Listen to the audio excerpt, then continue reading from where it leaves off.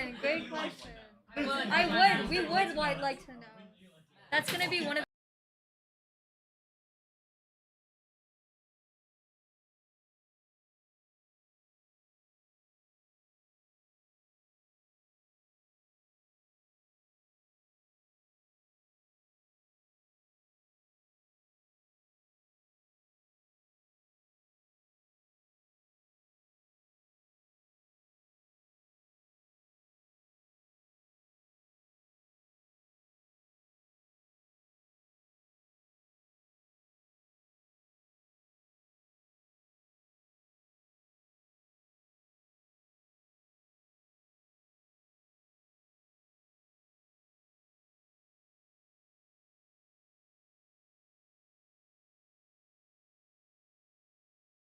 Hello and welcome to the Fulcrum Basement, or welcome to YouTube, I suppose. This is the by-election debate for UOSU. I am Bridget Cody, the EIC for the Fulcrum this year. Bonsoir tout le monde, bienvenue au sous-sol du Fulcrum. Je m'appelle Marina Touré, je suis la co-rédactrice en chef du journal francophone étudiant La Rotonde. To start, we pay respect to the Algonquin people who are the traditional guardians of this land. We acknowledge their long-standing relationship with this territory, which remains unceded. We pay respect to all Indigenous people in this region, from all nations across Canada who call Ottawa home. We acknowledge the traditional knowledge keepers, both young and old, and we honor their courageous leaders past, present, and future. Donc, nous tenons à souligner que nous sommes sur les terres qui font partie du territoire traditionnel non cédé de la nation algonquine Anishinaabe. Nous rendons hommage au peuple algonquin, gardien traditionnel de cette terre. Nous rendons également hommage à toutes les personnes autochtones qui habitent Ottawa, qu'elles soient de la région ou d'ailleurs au Canada. Nous reconnaissons les gardiennes et gardiens des savoirs traditionnels de tout âge, ainsi que les iniquités systémiques présentes découlant de la colonisation. En tant que journal étudiant de l'Université d'Ottawa, nous nous engageons à continuer à travailler vers la réconciliation en mettant en avant les voix et points de vue des personnes autochtones dans nos articles et autres contenus partagés par le journal. So first, we're going to welcome Brandon Lee, the Chief Electoral Officer and also Chair of the Elections Committee, to speak to the importance of elections, I think.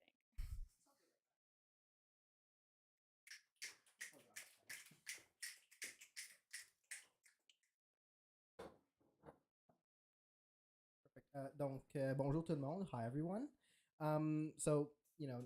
It's been a long time since we've had a debate. So first of all, I'd like to thank both the Fulcrum and La Rotonde for hosting a debate, because honestly, it's been a long time since we had something like that. You guys will have a second. Please relax. I'm also going to thank the candidates because, honestly, debates are the cornerstone of our democracy, and making sure that all the students can hear your voice, all the members can hear your voice, is important. And we've had struggles in the past when it comes to the whole communications thing, letting people know about the elections and stuff like that. I'm not afraid to admit it, and it's great to see it. First of all, juste en français vite fait, j'aimerais remercier la Rotonde puis le Fulcrum pour être hôte de ce débat à la fin de la journée. Ça fait longtemps qu'on a eu un, puis c'est vraiment fun d'avoir tous les candidats qui sont ici, spécialement quand on a vraiment de problèmes avec nos communications dans le passé, puis maintenant aussi dans le futur ici. First of all, I guess I'll talk about the importance of voting in this election, because at the end of the day, members have the right to choose what happens with this institution. Members have the right to choose how they want the institution to go, and that includes voting for the candidates that we have here, along with referendum questions and all that. L'importance pour la vote ici, c'est très important, bien sûr, à cause du fait que si vous voulez voir comment notre institution, le syndicat, va dans le futur, si vous voulez que le syndicat va dans une certaine façon, c'est au candidat ici que tu dois voter pour, c'est aux questions référendaires, tout ça, toutes sortes. I'm very happy with how things are going right now when it comes to just about everything in terms of the election. And, I encourage everybody who's watching, if you are, now or later, to vote, because we're a democracy. Let's keep it going. Let's go out strong. Tout le monde qui regarde maintenant et tout le monde qui sont ici aujourd'hui, si vous n'avez pas voté, allez voter quand on est fini ici au moins. Là. Écoutez au candidat en premier avant ça. Je suis très content avec qu'est-ce qui arrive en ce moment à rapport du vote, à rapport de l'élection. Continuez sur cette tâche, puis il reste 48 heures. There's only 48 hours left. Get your vote in. Let's do this. Allez-y. Merci. Thank you. Miigwech. Whoa. Trilingual. You want me to say it in Cantonese as well? Ready? I good? 多謝晒大家。Hi everyone, my name is Shaylee. I am the news editor for the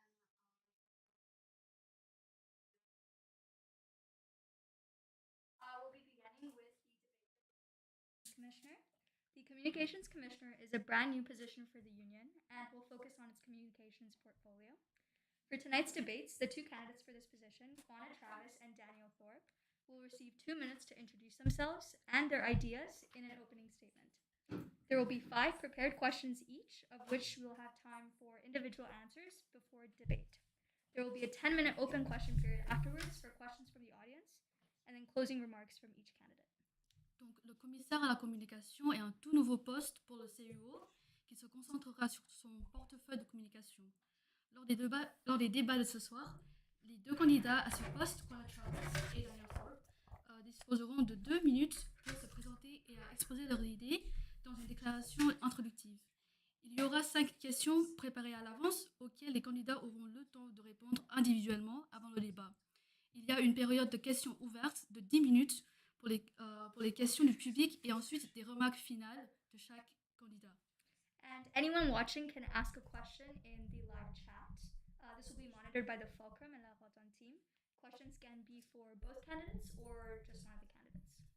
Tous les spectateurs et spectatrices peuvent poser leurs questions via le clavardage en direct qui sera suivi par l'équipe de Fulcrum et de La Rotonde. Les questions peuvent s'adresser aux deux candidats ou à un d'entre eux. Perfect. Let's begin with introductions.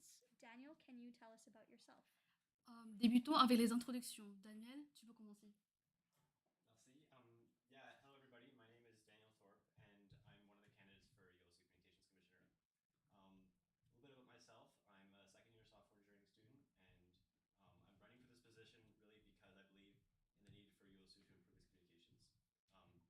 Inadequate communication has been one of UOSU's most significant issues throughout the past few years, as it has been, and it's really important that we have this position now, and I'm really looking forward to talking with Juana here today about how we can improve UOSU's communications and build a stronger union together.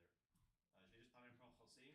Mon nom est Daniel Thorpe. Je suis un des candidats pour le poste de commissaire aux communications.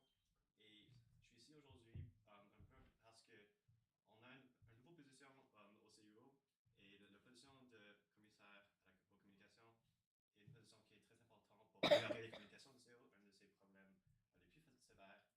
Et je suis excité de parler avec d'autres candidats aujourd'hui qu'on a des façons qu'on peut améliorer les communications du CUO et bâtir un syndicat plus fort ensemble. Merci. Now to Juana. Go ahead. Hello, bonjour, Seguego. My name is Juana Travis. I'm the co-president of the Ottawa Indigenous Student Association, and I'm also sort of the director for Indigenous students, although that's suspended because it's election time. And I am also running for the position of UOSU Communications Commissioner. I very much like Daniel. I'm running for this position because, as I'm sure you guys can tell, we both agree that UOSU has a communication and engagement issue. Our last general election had 3.8% voter turnout, which is, to put it plainly, very pathetic. And I have for a very long time wanted to do something about that. So this issue is not only important to me, but I'm excited by the opportunity that this new position brings. Like, it's not only exploring recurring and present issue, but it's also going to be navigating an entirely new job that no one's ever done before and really defining what this role means, and that opportunity excites me a lot. So, and I'm also looking forward to chatting with them today. Can we just wait 1 second and make sure the mics are working before we continue? Yes. Yeah, I have a friend who's watching, so Yeah. he can't hear anything. We're gonna give a second just to adjust that. Also, like, if you want to pull in that thing a little closer, it's not in frame. Yeah. Like here? Yeah, that's great. Thank you. This is backwards. Oh, it's backwards, okay. I knew I was supposed to be standing up, I didn't know which way. Is it better now? Do we have to repeat our instructions? I don't mind. We'll wait for people. No. Can I do like a debate night be real? Honestly, yeah, let's go. Okay, Daniel. Oh my god, we have 9 seconds. Oh my god. That's crazy. It's so over. It's Jover. It's so over. It didn't, guys. It didn't load in time. Oh. It's much better now. Thank you. Oh, we got it. We got it. Do we want to repeat instructions or? Do you want to let people know you just did a Be Real? I just did a Be Real live at the UOSU by-election debate in the Fulcrum Dungeon. Alright, thank you. Yeah. UOSU Heritage Land? Lovely. So first we'll start with questions. Donc, tout d'abord, on va commencer avec les questions. What do you believe to be the qualities of a good communications commissioner, and how have these qualities been exemplified during your respective campaigns? Quelles sont les qualités que vous croyez qu'un commissaire aux communications devrait incarner, et comment ces qualités ont été démontrées durant vos campagnes respectives? We'll start with Juana and then continue with Daniel. I'll commencer avec Juana. So again, because of the how new this role is, some of the qualities are yet to be defined, and that's exciting. But some of them are out there. Like as with any major position, I think openness is a big one. Like in my campaign, I talked a lot about like recurring issues within UOSU, like engagement and transparency through things like governance. But at the same time, like I personally believe that like our engagement issue is not necessarily about accessing information regarding UOSU, but a reason to do so. So like the openness to new ideas and perspectives of students who are not engaged and don't really care about UOSU, and like it's be frank, like they exist and there's a lot of them. Like I did a class talk, 350 students, and I said, so who knows what UOSU is? And I saw maybe half a dozen hands. So it's like it's not the best. So like my number one quality is like that I value in myself and my campaign here is like the openness to not only new ideas of students, but like my potential future peers and other commissioners, as well as the president, and like what our engagement and communication plans and policy looks like. So like, does that mean like being there and like hosting events in public spaces rather than just doing everything UOSU does on Instagram? So yeah, definitely openness, like more than anything, which is kind of like cliche, but cliches are cliches for a reason. So yeah. I want to echo everything Juana said, like definitely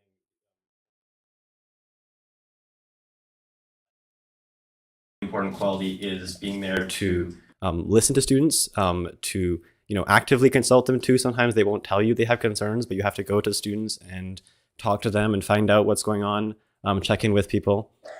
So definitely being there to listen to students, being there to consult with them. Another thing that I think is very important is, of course, skills in communication, in public speaking, in social media, just various skills related to communications, advertising, public relations, sponsorship outreach, just relations in general with other, different organizations. I think there's a lot of most important things. And I'd also add to that, bilingualism, knowledge of the union, kind of your general, I guess, leadership, just a lot of things going into this. And yeah, accountability, transparency, openness, like you were saying. There are a lot of different skills, and yeah, it's a new position. We don't know everything yet. So yeah, that wraps it up. Parfait. Donc, pour la question suivante, quels sont les plus grands défis de communication au CEO et comment allez-vous remédier à ces derniers? What are the biggest communication challenges that UOSU faces, and how will you address them? We'll start with Daniel this time. Tu peux commencer, Daniel. Ok. Il y a plusieurs défis que le CEO fait face en ce moment. Je crois que le défi le plus significatif, c'est, comme on parlait plus tôt, le nombre de personnes qui votent et qui participent dans les élections. Je crois aussi que c'est le nombre d'élèves qui utilisent nos services, qui connaissent ce que les services font. C'est le manque d'informations le manque d'informations sur l'utilisation des frais des étudiants. Ils ne savent pas où est-ce qu'ils vont leurs frais scolaires. Et je crois que c'est surtout juste un engagement en général. Les étudiants ne sont pas engagés avec les activités du CEO. Ils ne savent pas comme il y a plusieurs étudiants que je leur dis que le PVIC existe ou que le PVIC est un service du CIO, ils ne savent pas c'est quoi, ils ne sont jamais y allés. Il y a des services du CIO, ils sont encore moins connus que le PVIC. Et juste en général, je crois que c'est une manque de connaissances, une manque d'ouverture et pas d'ouverture, une manque de transparence. Et aussi, je crois une autre affaire, c'est que les étudiants ne sont pas confrontables, ils savent pas où, à qui demander s'ils ont besoin d'aide avec des questions. Cool. To put it simply in like 2 words, knowledge and actually just knowledge. Yeah. So like, which is kind of ironic, but like when I introduce myself, I'm a member of the Indigenous Student Association. There's about 30-ish members who participate in that group, and it's like they're all involved now in the UOSU election because they're my friends and my peers, and like I've encouraged them to do so. But a month ago, I was talking to a friend in the ISA who goes unnamed, and he is a bicycle enthusiast, and he's also horrible at math. So I'm hoping you guys can see where I'm going with this, kind of like an anecdote rather than like a hardcore answer. But and I'm like, hey, like person who I don't want to name, did you know that UOSU is like a free tax clinic during tax season? And he's like, no. And I'm like, did you know you have a bike garage you can use for free? And it's like the communication issues, yeah, it is a lot of like transparency and late reporting with things like our financial reporting from probably having not an operations commissioner, which hurts. But it's also like, again, it's like if elected, my biggest like thing as communications commissioner is really going to be pushing like not necessarily governance related stuff, still doing that, but like the services that UOSU has to provide for students, like that tax clinic, like that bike garage, like things like RISE and the Feminist Resource Center and bilingualism. So you now have 3 minutes to debate each other on this question. You can ask questions to your opponents or speak more on this topic should you wish. I truly don't know what you said. Yeah, I was talking about how we sort of remember what I was talking about. Yeah, we were talking about how we have this issue where, you know, there's lots of students that don't know about what our services are, don't know that our services exist, and kind of the same thing, honestly, a little bit. That's so funny. And yeah, just the lack of knowledge about our services, the lack of knowledge about what the UOSU does. And I was also talking about like a big thing is a lack of knowledge about where the fees go. Because they pay fees and they don't know where they go. And then when you pay something and you don't know where it goes, you're inclined to not want to pay it anymore. So, I mean, it's fair to people that, you know, like we have a referendum question on the ballot. Like I see where it's coming from. When people ask about that question, I'm not in favor of it, but I see that like where it came from and I see that the issues that brought us there, and those are the communication issues I want to fix if elected. Okay, so like truthfully, we kind of said the same thing, Yeah. which makes debating it difficult. But like, I don't know what to do in this situation, guys. Like, we don't have any debate here. Do you have anything? Like, yeah, no, Yeah, sure. we agree on If you a agree. lot of this stuff, which is kind of fun. Okay, moving forward to the next question then. As a new position, the Communications Commissioner has the unique opportunity to identify shortcomings in the union's visibility. What would you implement in your role in order to increase student engagement and voter turnout for UOSU? Donc le débat est terminé et on va poursuivre. La question suivante est comme c'est une nouvelle position, vous avez une opportunité unique d'identifier les lacunes au niveau de la visibilité du syndicat. Que feriez-vous dans le cadre de vos fonctions pour favoriser l'engagement des étudiants et la participation aux élections du CIO? Oh, and we'll start with Kwana this time. Kwana, say. So shortcomings, sort of like collaboration. I've spoke a lot with someone named Marie Jose, who's communications for student affairs at the university. Just like we ran into each other while having lunch over the summer. Not relevant, sorry. And like, I'm like, hey, did you know like a lot of UOSU emails like count as like external, go straight to spam? And she's like, I had no idea. So like, if I am elected, like my first thing is going to be like set up a meeting with this person and like work on collaborating with UOSU communications, because like believe it or not, she's very open and receptive to like student everything. Like that's kind of her job. So my first one is going to be fixing the freaking email going to the spam folder problem. That's a promise.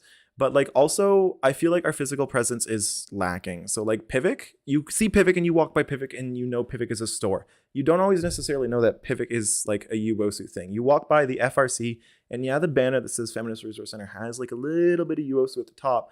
But like our issue is like so much of the UOSU presence again on campus is like on Instagram, and that's kind of not good. Like I need people, sorry, not I need, we need people to see us and like see us doing things for students like on campus actively in public spaces where students exist all the time.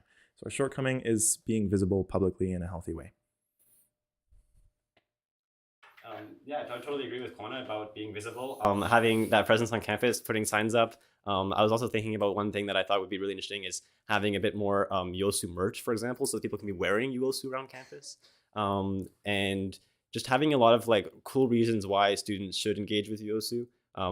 And just making sure we're reaching as many students as possible, collaborating with different student organizations, both within and without of the university, and just collaborating with people like like from the central administration of the university if possible, collaborating with some of the other groups that we fund but that are not internal of the UOSU, and like the Fulcrum and La Rotonde, and just a lot of collaborations and putting the word out.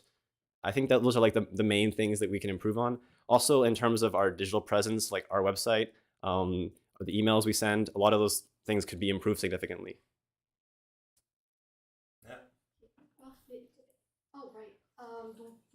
La partie suivante, vous avez 3 minutes pour le débat. You now have 3 minutes to debate on this question, should you wish. I have a question. Yeah. If elected, what is your plan for improving the... I'm sure you've noticed, website often has this big translation error issue. Do you have a plan for improving that? So I'm glad we both agree how much the website sucks. Unfortunately, I'm not studying software engineering. However, we do have like permanently, like communication staff who work on this kind of thing. As a director previously, I've never really had like the authority to sort of meet with them and be like, hey, this is a problem. It's kind of, we have to go through like 6 or 7 doors. I have to be like at committee, like, hey, Maisie, like, can you tell the comms people to do this? And you end up playing like broken telephone. And like, that's to no fault of anyone, but it's like, the role is a leadership role, not like an actual like getting down there and coding the new website thing. It's like delegating the responsibility of creating a new website, which is not something that I would expect a majority of students running an election to have the ability to do like personally, but we have people who can do it. It's just a matter of like, are we going to like invest those resources that we have access to now into fixing the website? And it is like, I feel a collaborative project. Like we can bring in like clubs or other students who have a lot of experience with software design and stuff like that. So like in any kind of position, you're always going to have something you don't know how to do, regardless of what you're doing. And like, that's why in a leadership position, it's important to be able to like know your team and who you can work with and find someone who can help you fix those problems or how you can help them fix those problems. Speaking of the thing you talked about for briefly there, like I definitely experienced also the frustration of being within a committee and having nothing against anyone within the UOSU currently, just there's a lack of ability to cross a mountain to get to the other side where the employees are located. So that's definitely a thing that I've also experienced. Question for you, I guess. The physical like presence. You say stuff like merch, which I 100% agree with. I've wanted like a UOSU hoodie for like 2 years now. I don't know how to talk to you about that, but like beyond like just like merchandise like sold at, I don't know, maybe Pivot or an online form, like how do you envision UOSU being seen on this campus just by your everyday student? Definitely selling merch at the Pivot or at the office, where it makes sense. Obviously have to something that like we should come into a position and learn more about how that could work and investigate it. Maybe it's not worth it. Maybe there's financial considerations. I'm sure it's already been considered at some point, so we have to like look into what was already considered in the past. I don't have a concrete plan for exactly where it's going to be sold, but I do think it's definitely possible and would be helpful. I think I'm going to try to rephrase. I mean, like outside of merch. Okay, outside of merch. Like students walking around campus, like how do you want them to be able to see us visually in different places? Because like, okay. One thing one of our members brought up, like one of the people like talking to me brought up was signs, like you were talking about earlier, but bigger ones and more of them. So signs are helpful physically, and I think just speaking to people, showing up to events. Showing up to events is really important one. If we had UOSU people showing up to club events, that'd be amazing. I agree. Yeah. Cool. Donc merci. Et maintenant pour la question suivante. Comment prévoyez-vous promouvoir la diversité linguistique, le bilinguisme et encourager l'inclusion des étudiants autochtones, francophones et internationaux? On to the next question now. How do you plan to promote linguistic diversity, bilingualism, and encourage the inclusion of Indigenous, Francophone, and international students in your role? And we'll start with Daniel this time, I think. Right. Who went first last time? Sure. Yeah, go ahead. Definitely an important thing for me. As someone that identifies as Francophone myself, I did a lot of French throughout school. I think that having the presence of Francophonie like inside the UOSU and on campus is super important.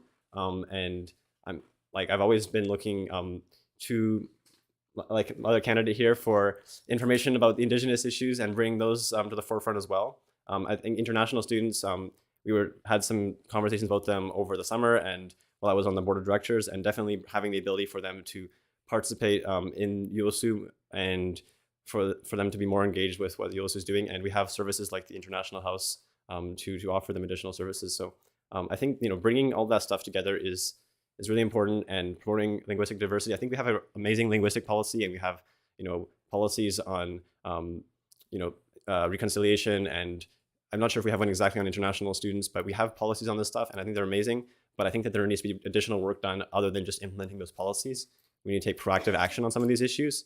The one that I know the most about is the francophone issue, and I think that that's something I would definitely be moving forward with, and consulting with other people about some of these other issues to move forward with those as well. So I feel like this question is kind of unfairly built for me. Background context: at the fall GA last year, I passed a constitutional amendment unanimously to include all languages indigenous to North America to UOSU's definition of bilingualism for executive members of the board of directors. And that's the reason I'm standing before you today. So at the time when I passed it, I had no intention of running. And then people in the ISA said, hey, Kwani, you should do this. But like, to me, inclusivity is not just like, hey, make room for indigenous language to come in here and be a part of the rule. It's working together to uplift each other. So I'm going to kind of speak more to that amendment I passed. But part of the rule was any candidate elected under the basis that I am right now, like as Anglophone and speaking an indigenous language, has to learn the language that they don't know. So in my case, I've already started learning French in anticipation for this election. Like I've been studying for the last month. I've been going to workshops every week. But like linguistic inclusivity is about making space for other people and making sure they have a platform to be heard by not only like people who also speak that same language and have those same values, but people who don't. Like we have so much to learn from one another. And then like speaking directly to the indigenous languages thing again, because it's very important to me. This is probably the first time in my entire family's history since Christopher Columbus arrived in 14 whatever, that happy Indigenous Peoples Day, by the way, Americans. So yeah, so like this is the first time ever that like we've had an opportunity granted to us because we speak our language. And that's huge. Like for the first time in our history since the decline of our language, in my personal belief, it feels like we're coming back. And that hasn't happened in 300 years. Our language has been disappearing. There's less than 3,000 people who speak my language. And to call myself one of them is like a stretch. I do my best, but like when you use it, you remember it. And creating the space that the union unanimously voted to create for my people, not just me, but all Indigenous students who speak their language is like, maybe that will only ever allow like 6 people to run for exec on UOSU, but that's 6 people who are given an opportunity to speak their Indigenous language and gain something from it rather than being put in a genocidal school. So yeah, that's what bilingualism and inclusivity means to me. Like language inclusivity, like making space for Indigenous languages does not mean taking away from French, and making room for English and French does not mean taking away from Indigenous and everyone else. We work together. So yeah. Any questions on this topic? Donc vous avez 3 minutes pour le débat. No. I don't know if it's a question exactly, but I was going to talk about, you were saying, speaking the language, and I resonate with that strongly because as someone who has learned my French through school and has never spoken it at home with my family, like beyond a little bit when I was younger, I like if I don't speak it at school, I start losing it, and I really know like what that feels like in terms of like not being able to speak your language enough, because it's like obviously it's different, but in terms of like losing a language by not speaking it, I think that was something we need to do, is saturate people in the school with all of the languages that are, French and English and their Indigenous languages if they're Indigenous, and even if they're not, to be honest, just to have that language being omnipresent so that people can, practice it. I learned my language from a book. There's no one left in my family who speaks it. They're all dead, and I have no friends here who do either. So. I remember last election, I had to do a language test with a language professor from Laurier University in my language. And she's like, look, like your grammatical and your syntactic, everything is here, but I could tell you learned from a book. I don't have anyone to practice with. That actually changed in September. We had another Mohawk student come to U Ottawa who speaks my language, and she's far better than me. But like it was like there's room for us on this campus, in part thanks to UOSU, to do that. And that's never happened before in academic institutions like this, except for Trent, because Trent is really good with Indigenous stuff. So yeah, Thank you for mentioning that because, like, wow, healthy student politics. Yeah, snap. Everyone snap. Come on. Amen. Okay. UOSU has faced issues regarding a lack of transparency in governance that has been covered by both the Fulcrum and La Rotonde. How would you define the role of communications in maintaining transparency and accountability? And we'll start with Kwana this time. Donc le CUO a été confronté à des problèmes au sujet du manque de transparence dans la gouvernance qui ont été couverts à la fois par le Fulcrum et la Rotonde. Comment définirez-vous le rôle de la communication dans le maintien de la transparence et de la responsabilité? On peut commencer par Kwana. Well, the thing about the executive committee is like, yes, they're coworkers, and in many cases they're a lot of friends, but in a work setting you have to be employees, right? Like you have to work with your coworkers to ensure that they do things properly. And in the past, we have had things like we're supposed to have like what monthly financial statements or whatever that come out. Max Christie, has that happened? No, that hasn't happened. 3 of them came out, and it is month 6 of this term. So 50% success rate is not good for that kind of thing. Up until now, the independent responsibility of, say, the financial report falls to the operations commissioner, and sure, they can ask their peers and coworkers for help in some cases. But again, this is a new position. So it's like, is part of the communications commissioner job going to be like walking into the ops commissioner's office and being like, hey, how can I help you get this thing done? Because like we have constitutional rules that say this needs to happen and it's not. And it's all about lighting a fire underneath your coworkers and like getting them to move. And like, we're a team. We have to work together to improve these problems. Is that 15 seconds? Cool. Yeah. I think like the thing that the communications commissioner offers, which is is so amazing over like not these other commissioners, is that the communications commissioner is specifically responsible for communications. And we currently don't have someone that is responsible for communications, which means that a lot of things get pushed to the sidelines. You can't expect a commissioner who has a full-time job and is working like a lot on operations issues or on another issue, advocacy or equity or whatever it is, to have all that time for communications. Obviously, they make some time for it, and some of them do really good job at that. But it's just someone that is dedicated to communications means that we can share that responsibility a little bit more. We can check up on each other.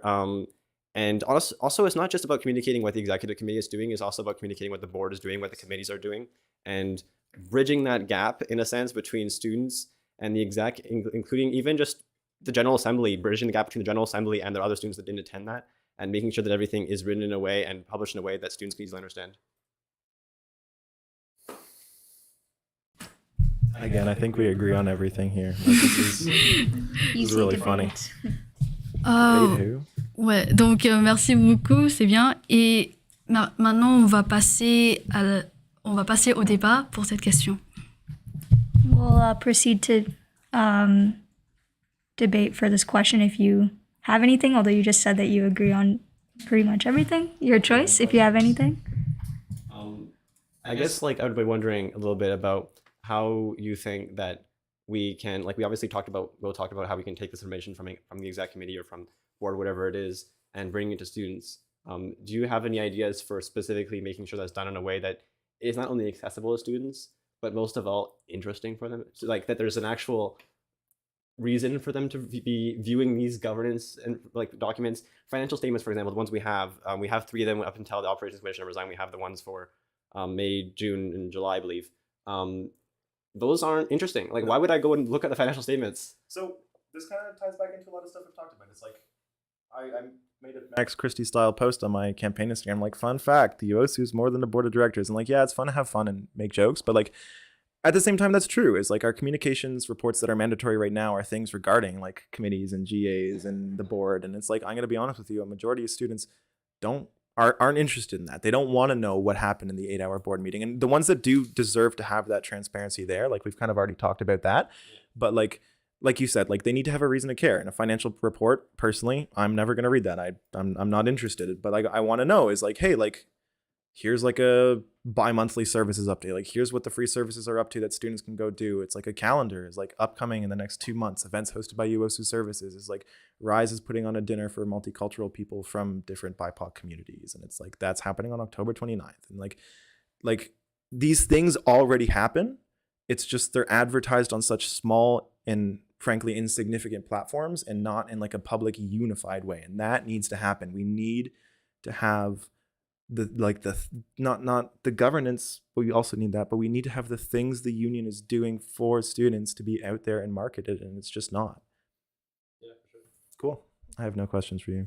That was probably going to be my question.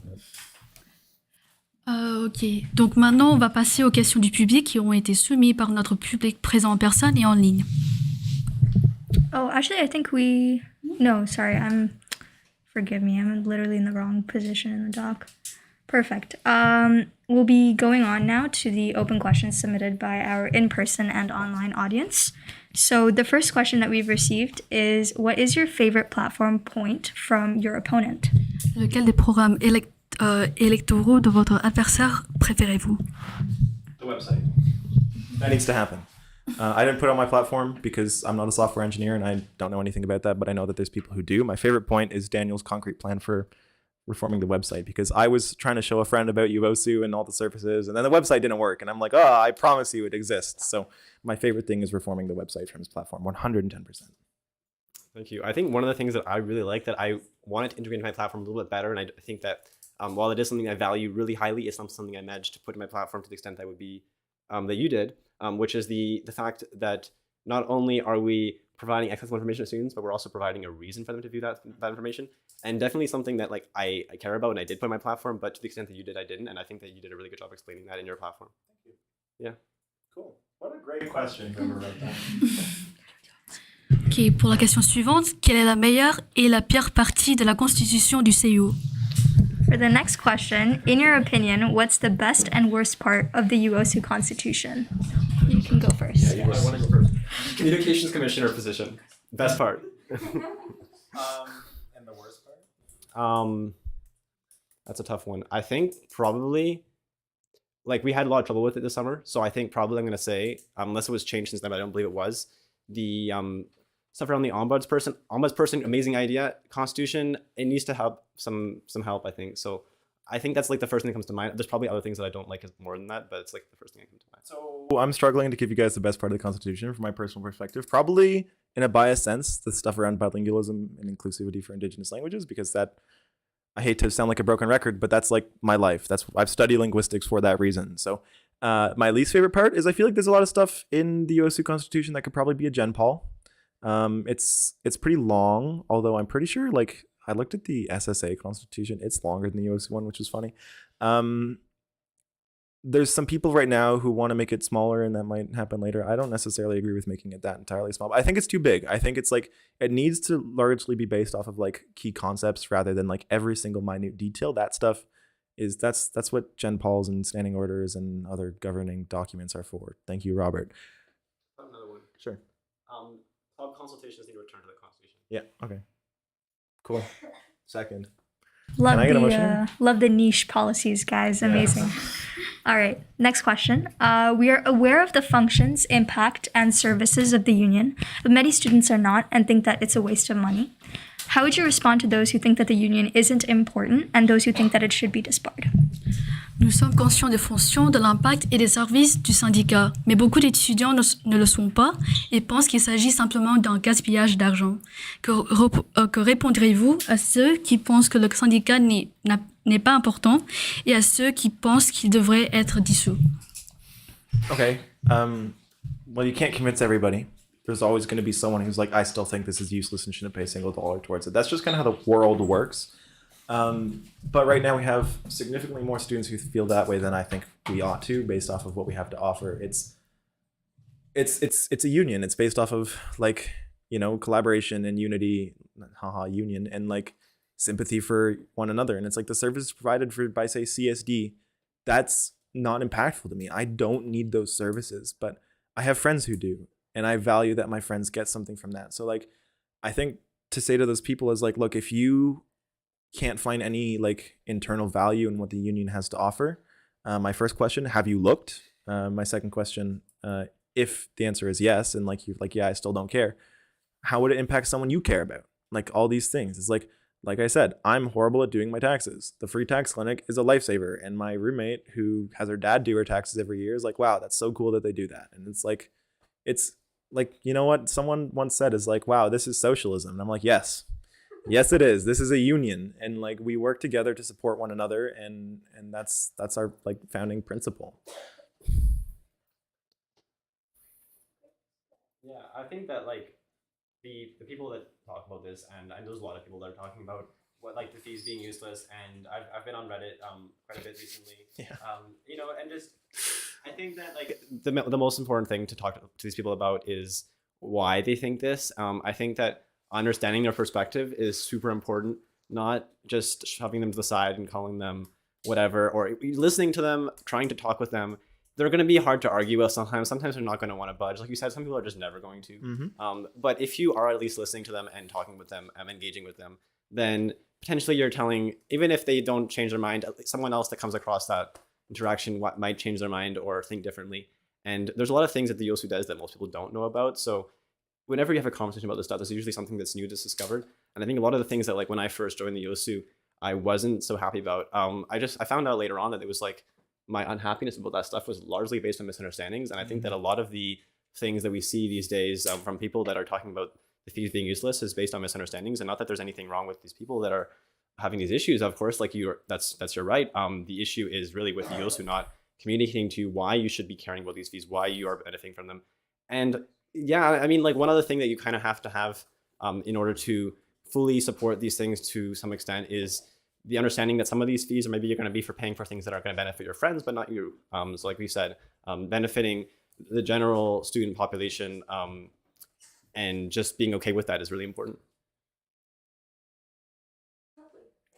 Shaylee, I don't have a lot of time.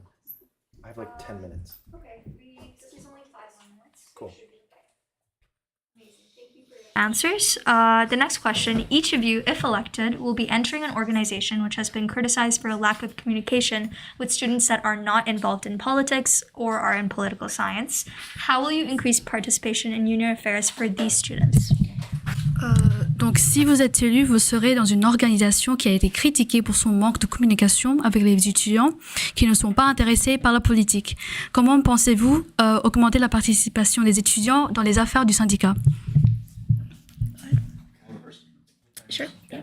So I'm an engineering student, right? And a lot of my friends are engineering students. Most of my friends are. I know a lot of people from UOSU, and of course, you know, they're my friends as well, and really amazing people. But the other people that I call my friends and that I spend a lot of time with in my courses, in the clubs that I'm participating in, are all engineering students, some science students, and they're not interested in politics to this extent. Some of them are. Some like people like me perhaps, but most students that I speak to, they don't have that interest in voting for their provincial candidates for the federal candidates for the elections. They don't have, maybe they do vote, but they don't have the same interest as poli-sci students in politics in general. And that kind of extends to the student union. Even though it's a different organization, they see the student union as a place for people to become career politicians, which, to be fair, sometimes it is. And I just think that like being able to reach these people in engineering requires getting on the same level as them. And talking to them about the concrete benefits that they get from being a member of the UOSU, talking to them about the opportunities they have that they can contribute to the UOSU, and also kind of taking some of the policy stuff and abstracting that away to make this more accessible to people that aren't interested in going through those barriers to understanding what's going on within the UOSU. So I'm echoing myself again. It's like fun fact. UOSU is more than just a board of directors. Like engagement is tiered, and yeah, it's kind of natural that people who study actually show of hands. Who in this room studies in any way public admin or political science? Like literally all but like 3 people. That's so represent solidarity. But like that's really indicative of a lot. And like it's natural that the governance side of the union is going to attract people who are studying and involved in governance. Is like beyond that, like who here is in a political based club like UOYL, Young Conservatives, NDP. Is like these are people here now who are interested in governance. But like I said, we're more than just a governing body. We're free services, we're clubs, we are student associations, we're not really RSGs, but still a lot of involvement there. So it's like if you don't want to be involved in the government, that's okay. Like you can go join a club, and that's like something that the union is doing for you. And like that's a way you can be involved and still not be a poli-sci guy. Like my friend who studies HK is president of UO Power Lifting Club, and it's like That's his involvement in UOSU. That's what UOSU is to him, is UO powerlifting. And it's like, engagement with UOSU does not mean going to board meetings necessarily. It doesn't mean becoming a director. It means accessing anything that we have to offer in whatever way works for you. And like, some people just don't know that. Like, I know people who go to Rise and don't even know that's a UOSU service, but like, they're still getting involved in the union and what it has to offer. So we're going to see probably always a lot more poli-sci public admin people in the governance side of UOSU. I don't think there's anything I could ever do about that in 100 years. But like, engaging and reaching other people means offering things that cater to them. Like, we all, or most of us, choose what we study because it's what we're interested in. It's like, you study software engineering, you're with Hack the Hill, you're with other software engineering related clubs. And it's like, that's your engagement in the union beyond the board, because that's what you care about. So it's like showing these people that there's things that they're invested in that we have for them that they can come participate in. Definitely when I call that clubs thing, it's important like to have that channel. Clubs are our greatest service. Yeah. Full stop. Especially UO votes. Merci pour vos réponses. Donc, pour la question finale, avez-vous des idées concrètes des projets que vous allez mener si vous êtes élu? Si oui, pouvez-vous en parler? Thank you. Do you have any concrete ideas about the projects you will carry out if you're elected, and can you tell us about them? I have way too many. I think, okay, one thing that I can do easily, I think that I was trying to do a lot over the summer was create a Discord server for you. So I think it'd be amazing to have a platform where people can connect and, a community platform like that. So that's one thing. Improving the website for sure. Building out better tools for clubs, the clubs portal. Reaching more students on social media. The merch thing. Signs on campus. Collaborating more with the different external organizations. Just there's so many things. Okay, so I'm going to stick big to one of mine. I have ADHD and my mind's blinking. Yeah, right. So it starts with a C. It's a calendar. I want us to have like an events calendar public. It's like, you know what? It's like, you want, like, every club could add what they want. It's like UO Power. I'm not a part of it anyway, but I'm going to talk about them because it's a good anecdote for me to pull from. They have a newcomers event going on next week. And it's like, anyone can show up and learn how to do that. And I think like having a publicly accessible and well available, not just on Instagram calendar for not only UOSU specific events, but each club that feels like they want to put their event on that calendar, and maybe even invite RSGs, like the IPSA drag show happening right now. Like, that's not just for IPSA students. That's anyone can go to that. It's like, we need to have the things that the union and its external allied organizations, I don't know why I said allied, but like, can use and access together so that people can just see it. Like, you guys know when you walk through the third hall of Jacques Turcotte by the Wellness Lounge, there's a big events calendar. We need stuff like that with what's going on in the union, because every week, and maybe not everyone does this, and not everyone always will, but I read that calendar every time I pass. I see pet therapy happening in Jacques Turcotte, like Terminus Tuesday, and I'm like, I'm there. And like, Instagram, again, I said this 3 times, can't be our only form of communication. Like, people need to see us. They need to not have to log on to the most like horrible social media platform in the world and like learn what's going that way. Yeah, I hate Instagram. So my biggest concrete project would be an events calendar, not just for union stuff, but for everything affiliated with the union in any kind of way. Thank you so much for your remarks. This is the end of our open debate section. Thank you for your participation. Now I invite our candidates to do their closing remarks. Donc, merci pour vos remarques, enfin vos réponses, et c'est la fin de cette partie. Merci pour votre participation. Maintenant, j'invite nos candidats à faire des commentaires de fin. First, I did offer rock, paper, scissors, but he just said I could do it. So my closing remarks, vote. After this conversation with Daniel today, I really don't care who you vote for because I'm fully confident we'll both do a great job. And then speaking directly to you, you and I haven't always had the best relationship. And I'm sorry for my part to play in that. Like you said, I feel like a lot of it was based off of misunderstanding. And I understand you a lot better now, and I respect the work that you do and the things that you're passionate about, because I'm passionate about them too. So I'm glad that over the last few months we've learned that we have a lot of shared passions and even history. We're both homeschooled, fun fact. Learned that today. Did you say L? Okay. And like, so my closing remarks is like, I don't at this point care who you vote for. I think I'll be a great comms commissioner. And I think Daniel will be a great comms commissioner. And it's like, you know what, if I win, I hope he runs another time. And if he wins, I'm probably going to run another time, because like, I can tell we both care about this. And I just want to thank everyone for getting involved in any way with the union and voting at all. And thank you to Daniel for having a really, really healthy conversation with me. Cool. Thanks, Nab. I can't snap for myself. That's narcissistic. I can't snap at all. Anyway. Yeah, biased. No slating. Yeah. So no, I mean, I definitely agree with everything you're saying there. I appreciate you coming here to talk to me today, and I appreciate what you're saying. I think that like you said, we're both seeming to be qualified candidates, and I'd be happy to be a member of the student union that is run by, well, not run by, but that has a comms commissioner that is either of us. And I think that what we've learned today is a lot about what this position might look like. But I think that as a new position, the comms commissioner is something that we'll be exploring. Whoever is elected will have to do a lot of figuring out what to do. And even if we come in with platforms, we have to be there to listen to students and be flexible and change things along the way. Definitely wanting to hold on to the campaign promises, but at the same time, looking forward to different avenues to continue promoting the stuff that aren't necessarily apparent to us standing outside of the UOSU. Even if we're both previously involved in the UOSU, we still don't have that perspective that we will have once elected, whoever is elected. So thank you everybody here for listening today. Yeah, snaps for you guys. Yeah, for coming. You're the real heroes. Thank you so much for your comments, and apologies again for the late delay. We'll take a 2-minute break and then move on to the candidate debate for the position of president. Top that.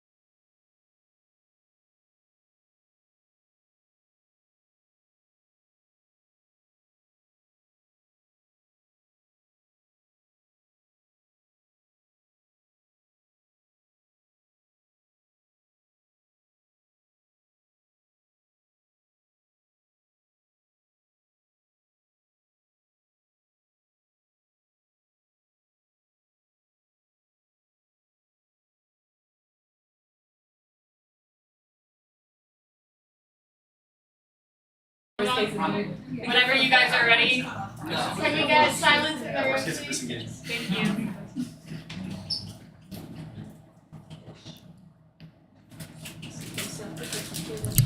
All right, hello, my name is Kavya Char, and I'm a news editor for The Fulcrum. Bonjour, je suis Nisrine Neil et je suis chef de la section actualité à la Rotonde. So we will be continuing with the presidential candidates debate between Delphine Robitaille and Ryan Vafai. This debate will follow the same format as the last one, with two candidates receiving 2 minutes to introduce themselves and their ideas in an opening statement. There will be 5 prepared questions, each of which will have time for the individuals to answer before debate. There will be 10-minute open question period for questions from the audience, and then closing remarks from each candidate. Pour les débats de ce soir, on continue avec les deux candidats à la présidence, donc Delphine Robitaille et Ryan Vafai. On aura 2 minutes pour se présenter et exprimer leurs idées dans une déclaration introductive. Il y aura 5 questions posées, auxquelles chaque candidat aura 1 minute pour répondre individuellement avant le débat, et le débat durera 3 minutes. On poursuivra avec une période de questions du public de 10 minutes, puis des commentaires de la fin de la part de chaque candidat. Anyone watching can ask a question in the live chat, and this will be monitored by the Fulcrum and the La Rotonde team. Questions can be for both or for one candidate. Tous les spectateurs et spectatrices peuvent poser leurs questions via le clavardage en direct qui sera suivi par l'équipe du Fulcrum et de la Rotonde. Les questions peuvent s'adresser aux 2 candidats ou à un d'entre eux. So let's begin with introductions. Delphine, can you tell us a little bit about yourself? Absolutely. First of all, thank you to the Fulcrum and La Rotonde for hosting this. Hi everyone, bonjour à tous. My name is Delphine. I use she, her pronouns, and I'm running to be your next student union president. During my university journey here at Ottawa, I've gotten involved with campus life at all levels, from my program Student Association, where I've overseen major reform, to clubs, and to the student union. So I was most recently the student union's chair of the board, which is where all your elected representatives sit and represent your interests and advocate for you. So during my past year working for the union, I've been able to get deep insights into the problems that exist within the organization, but also the potential that it has to be a real force for change on campus. And that's really what's driving me to run to lead the organization. So my experience has given me the skills to make the union into the better, more transparent, and more visible union that you deserve. So essentially, I'm committed to getting you value for your student union fees. The driving force of my campaign is really community. Community to me means a more vibrant campus life, a more visible union, and more support for our groups on the ground.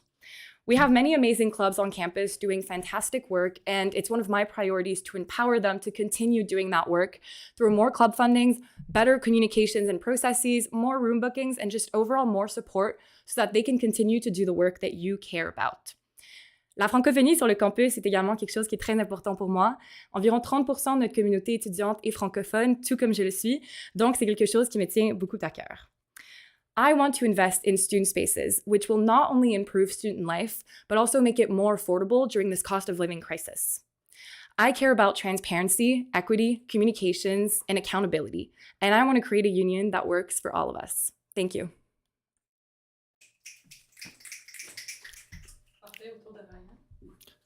Mine's gonna be a little shorter. Hey everyone, my name is Ryan Vafai and I'm in 3rd year at U Ottawa. For the last 2 years, I was like a lot of students here, indifferent to the union and what it did. When I realized how the union was run and how it operated, I knew I needed to make a change and make a difference. As president, I'm going to make sure people know what's actually going on with a focus on fiscal responsibility. As looking at the finances, there's some things that definitely need to be changed. We can't keep going in the same direction. And if you want a union that works for you, the students, vote Ryan. Bonjour, je m'appelle Ryan Vafai et je suis étudiant en 3e année. Pendant les dernières 2 années, j'étais comme vous, indifférent à ce que le syndicat fait pour nous.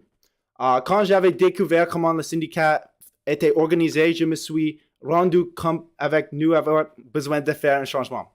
En tant que président, je vais m'assurer que les gens sachant ce qui se passe et que les choses soient faites de manière efficace en mettant l'accent sur les responsabilités fiscales. Nous ne pouvons pas continuer dans la même direction. Si vous voulez un syndicat qui travaille pour vous, assurez-vous de voter pour moi, Ryan Vafai. We will now start with the questions. C'est le temps des questions. Vous êtes encouragés d'alterner vos réponses en anglais et en français, mais c'est à votre discrétion. So the first question, given your experiences with the union, how would you assess the current state of the student union? Ryan, you can start first. Yeah, so as someone who very much recently, and I'm not trying to hide that fact at all, started to engage with the union, and coming from a perspective of a student who's not been engaged, I find things very alarming. The union, from what I can see, is caught up in bureaucracy. It's a very close-knit group that does not allow easy access for outsiders. Critical information like finances, the outcome of goals that the union are currently working towards, and things that should be easily accessible for students are very difficult to find. SharePoint information is locked behind locked folders, and even then it's nearly impossible to get and find a sense of where those things should be. There was a meeting I attended in September where the calendar had the wrong room, the link on the Instagram didn't work, and even the link that was put on the post didn't work. The fact is the union in its current state is a bureaucratic mess and it needs to change. Now, Delphine, your answer.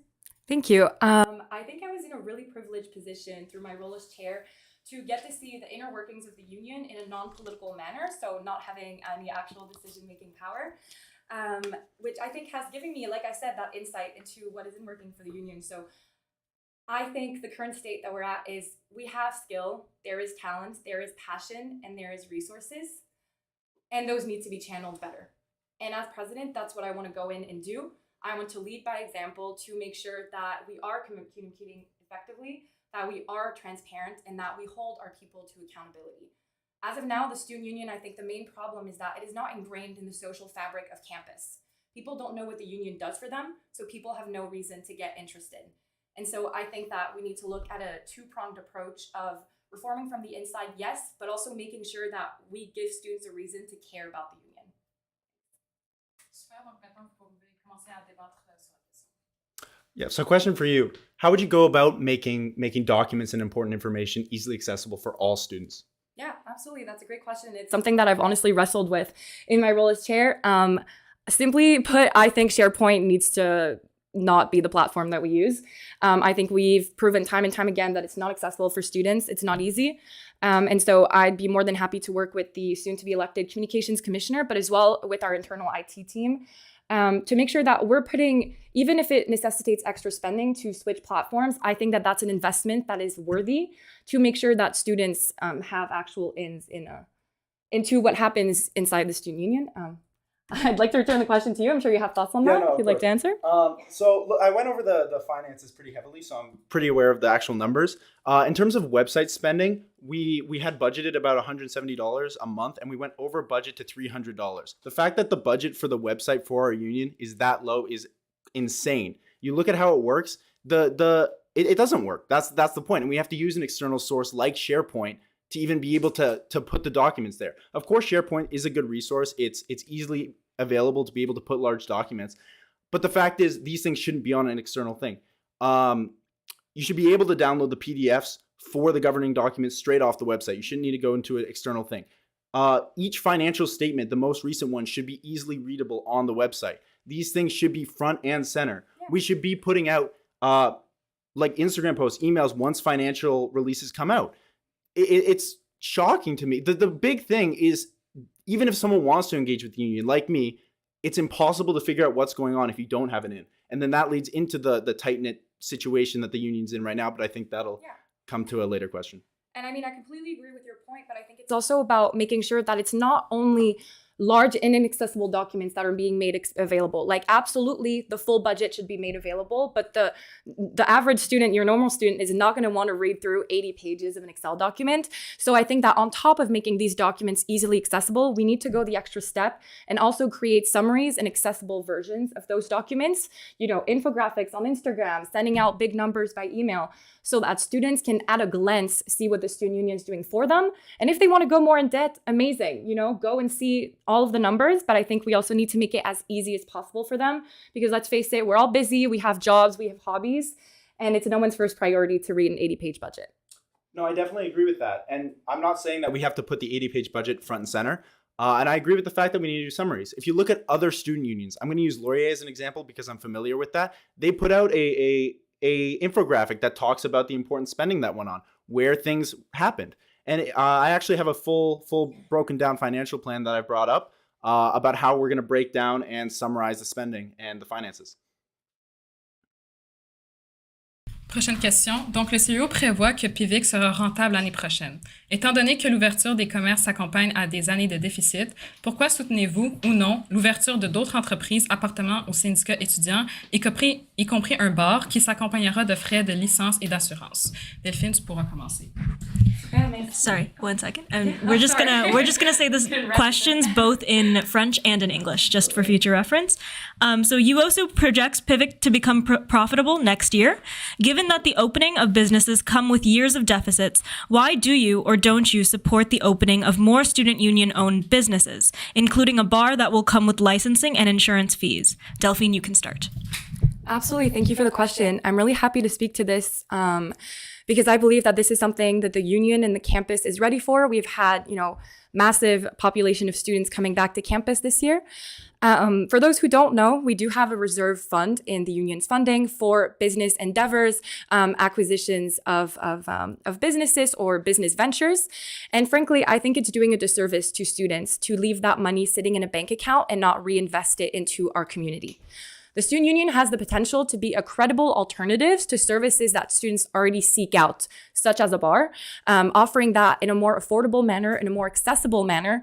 And also, in my vision, a bar would also be a place for gathering, for student-led activities, for clubs and associations.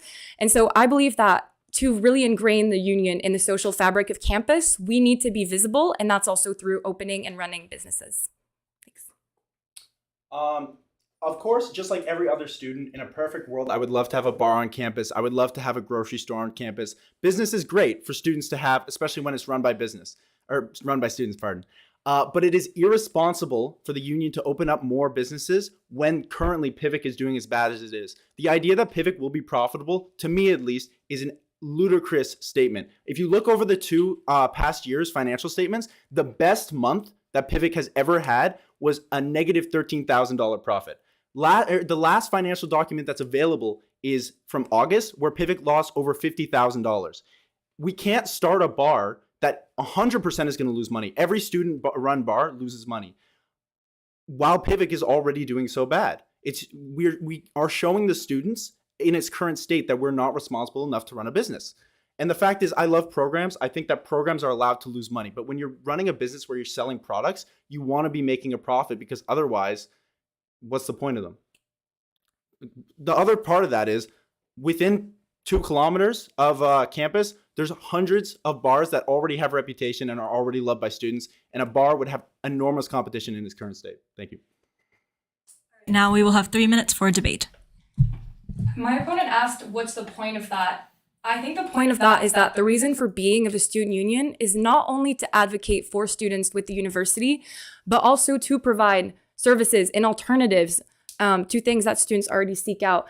And so I'd also like to, correct my opponent's statement that I believe it's absolutely feasible that PIVIC will be profitable next year. If you look at the trends, PIVIC has made less and less deficit over the years since it's been open. We're projected at a $70,000 deficit this year compared to a $300,000 deficit the previous year. So looking at trends, I absolutely believe that PIVIC will be profitable. And I also want to add, this is a massive organization, and the fact that the organization does not have assets to fall back on is what to me is a threat to our financial security, not opening new businesses.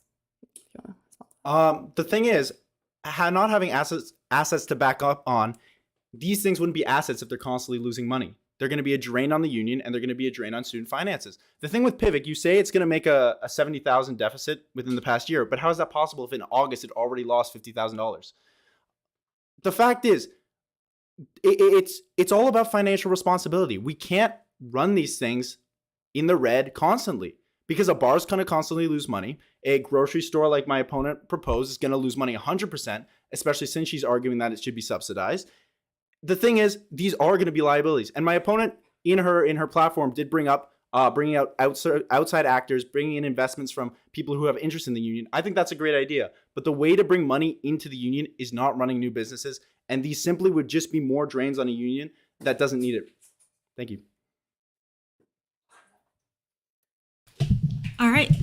Is that all you would wish to debate? I just figured 3 minutes was over, but if there's time left, I'll never. I have a question for you. Sure. So it's in regards to new businesses with your grocery store plan. I just wanted to ask how you plan to make it financially feasible and not essentially a slightly more expensive food bank with the subsidization plan you're talking about. Yeah, absolutely. I'm happy to answer that. I also want to say that I've given it some thought, and I think, we're in the perfect timing to look at a project like this, given that we're going into main agreement renegotiation, looking at what spaces we own on campus and what spaces we operate. And so I think an expansion of Pivot is realistic. It doesn't have to be starting from scratch. Expanding on something that's already doing well and that is on an upwards trend. There are many organizations here in Ottawa, like the Ottawa Food Bank, that are investing in creating at-cost grocery store. And so there are partners, federal, provincial, and corporate, that we can seek out to cover some of the offset costs of such a business. It does not have to be at a loss. Thanks. Thank you. Our next question is, student politics can get tense.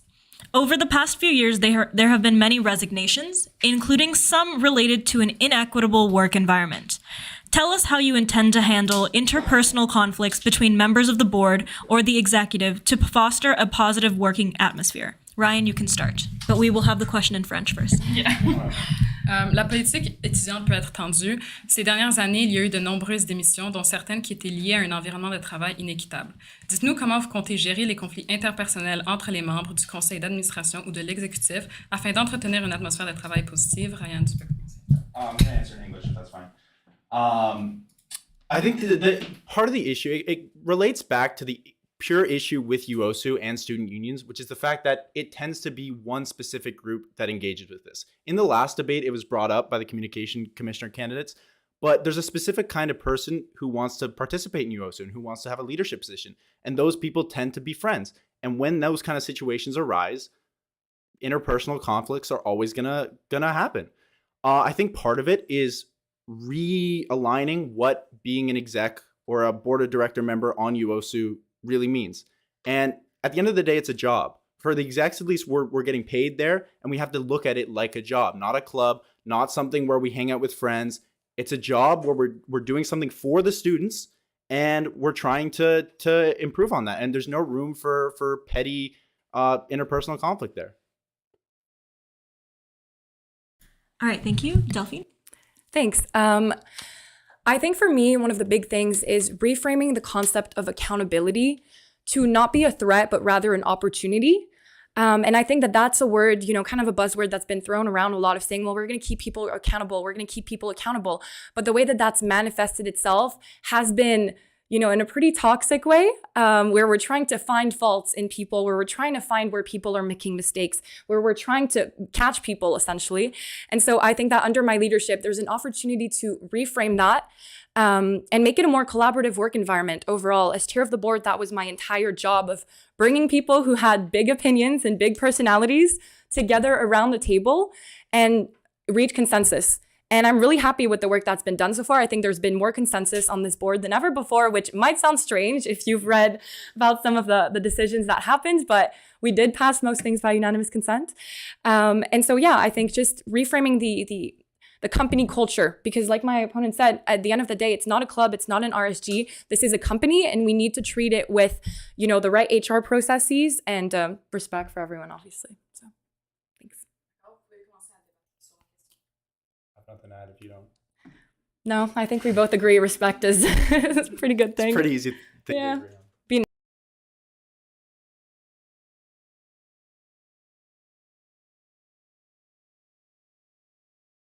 on. Sorry, my bad. Is everything good? Okay, awesome. Donc, l'une des questions du référendum de cette élection est une réduction de 11,37% des cotisations du CEO. Si cette question est adoptée et que nous devons réduire nos dépenses d'un demi-million de dollars, comment gériez-vous cette situation et quelles seraient vos priorités en matière de coupure? Delphine pourra commencer. One of the referendum questions this election is an 11.37% cut to UOSU's fees. If this question passes and we have to cut $500,000, what would you prioritize cutting and keeping, and how would you manage this? Delphine, you will start. Certainement, je vais commencer en français pour alterner. Tout d'abord, je veux dire que j'encourage les étudiants à voter contre cette question référendaire.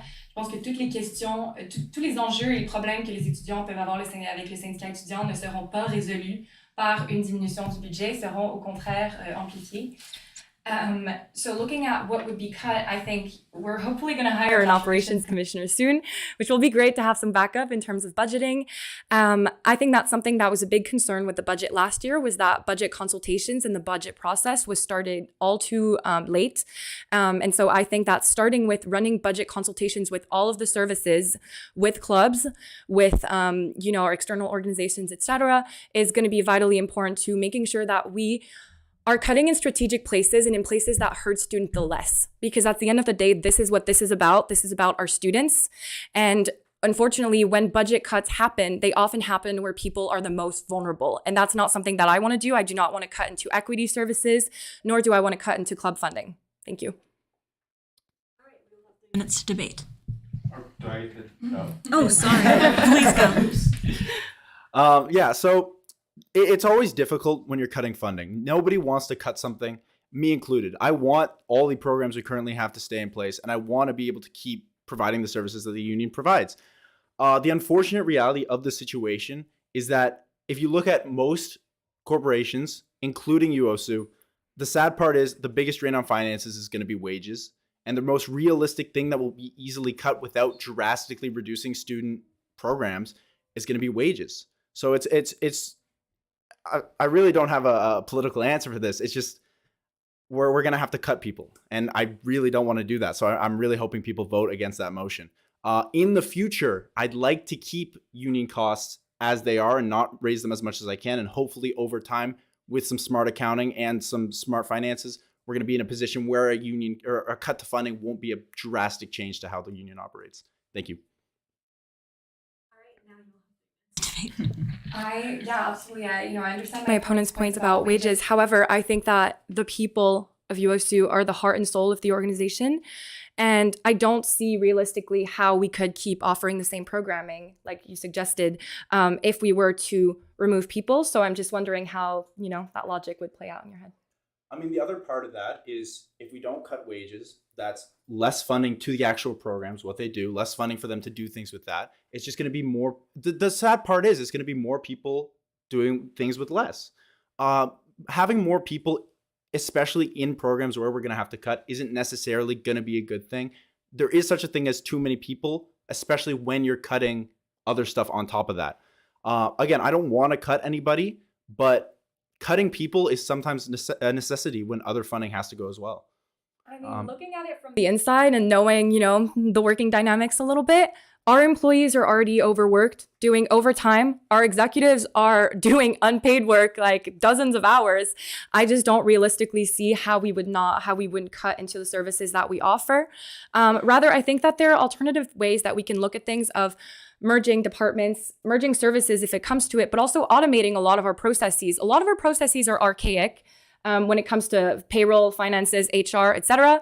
And so, instead of doing new hiring, which is something that some departments considered, looking at that. But I definitely do think that cutting employees should be a last resort solution because it comes at a great cost.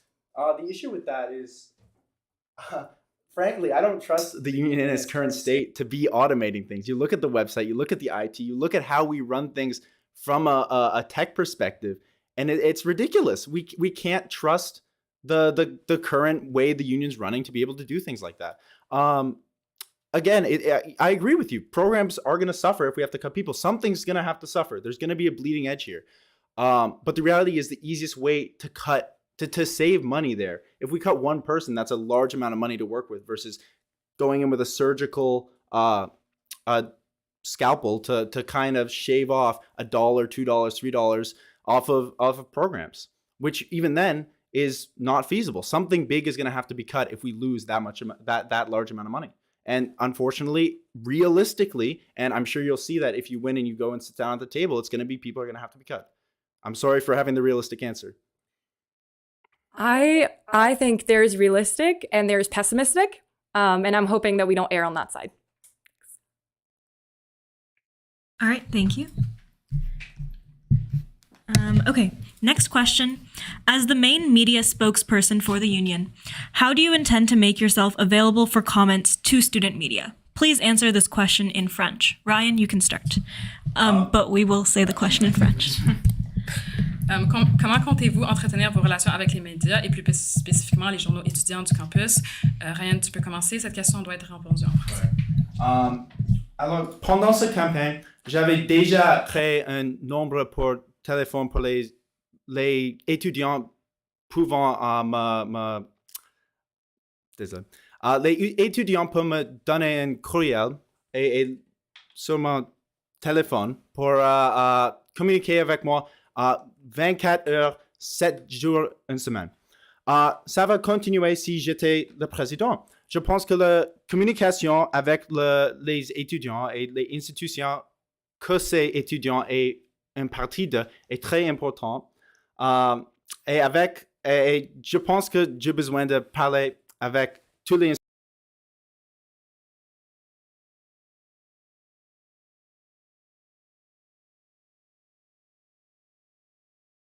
constitutionnellement le premier porte-parole